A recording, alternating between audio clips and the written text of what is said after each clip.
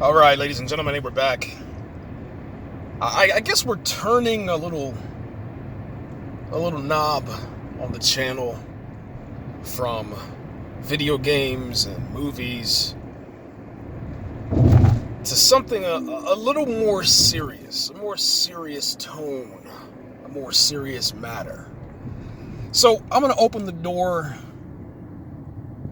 and lift the veil of secrecy that I always have over my personal life and let you guys in on some stuff that's been going on in my life.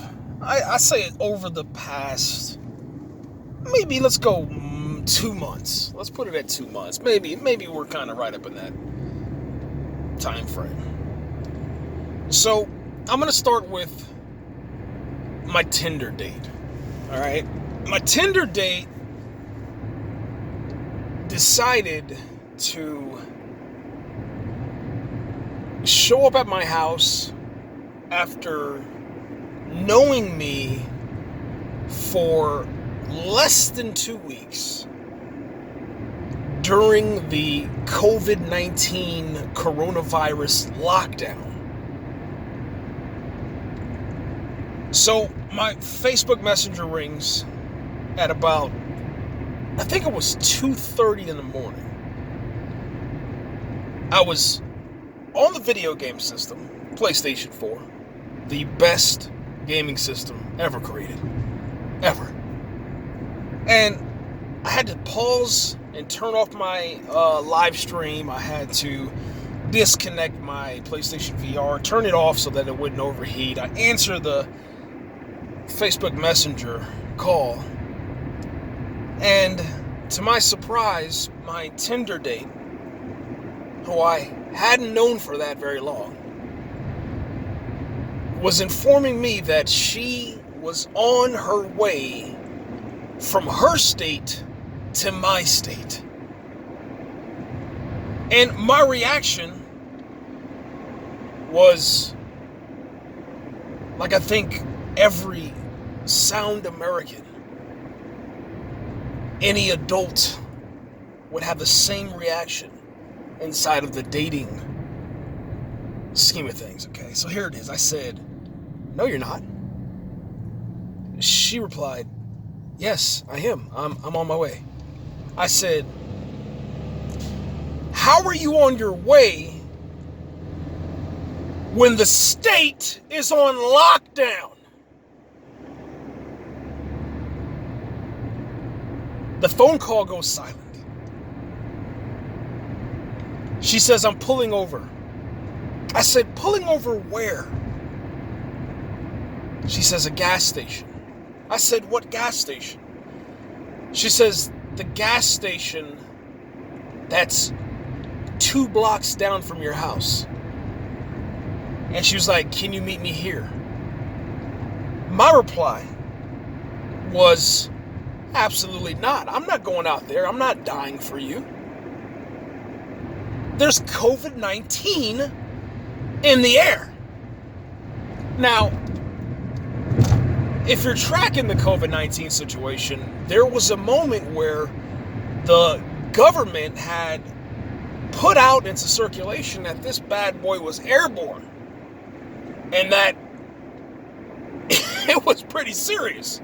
Now, don't get me wrong, it's still serious, and I think that you really should stay inside and keep your mask on, wash your hands, and practice great social distancing. But at this point, this was at the heat of it. You know, we were inside the bunker, man. You know, right at the beginning of war. So everything for me inside of my life was locked down. I mean, my brother, who's been living with me for 1 year, was going absolutely apeshit because everything that he did, if he coughed, he had to wash his hands. If he decided to sneeze because he poured a little too much pepper on his ramen noodles, he would have to get out the house, and I would spray down the entire area. So he was confined to his room. That's how serious I take a threat to my kingdom. Do you understand what I'm saying? To my fortress of solitude. Nothing was getting in there. So, when I tell her, no, I'm not coming down there, I'm not going to die for you, this is absolutely insane, she just couldn't believe it. Phone goes silent. I said, hey, are you okay? She says, yeah. I'm just so stupid. I'm just so stupid. I can't believe I did this. And I said, yeah, that was pretty stupid. You should have talked to me before you made such a rash decision to travel inside of a quarantine lockdown. So at that point, she decided, she went ahead and turned around. I was like, hey, do you have enough gas? If you don't have enough gas, I can send you a little bit of money over Facebook Messenger. It's secure. That's how I like to send money. She said, no, I'm good. I said, cool. All right. So I said, hey, be safe. Make sure you let me know when you get home. Over and out. Roger. 10-4-9er. So she finally gets home, She lets me know that she's there. She's safe, secure. She's back on lockdown again. Listening to the local government. And from that point on, it just got weird. About 2 weeks later, she decided that she wanted to take a social media break. I told her, I said, that's fine. I said, I don't blame you. I said, sometimes, we need a social media cleanse. I've done it myself.